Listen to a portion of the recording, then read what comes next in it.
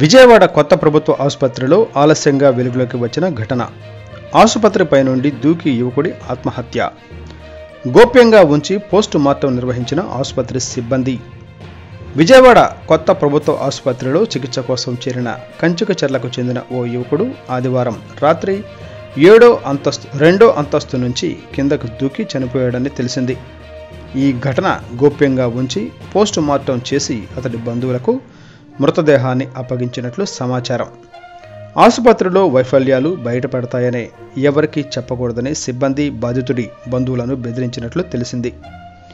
విశ్వసనీయ సమాచారం ప్రకారం కంచుకచర్లకు చెందిన సురేష్ వారం కిందట మెడ కోసుకుని ఆత్మహత్యాయత్నం చేయగా అతని బంధువులు కాపాడి విజయవాడ ప్రభుత్వ ఆసుపత్రికి తీసుకొచ్చారు.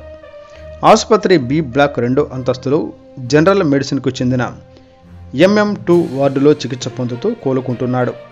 ఆదివారం అర్ధరాత్రి బాధితుడికి తోడుగా ఉన్న అతని బంధువు టీ త్రాగడానికి కిందకు వెళ్ళాడు.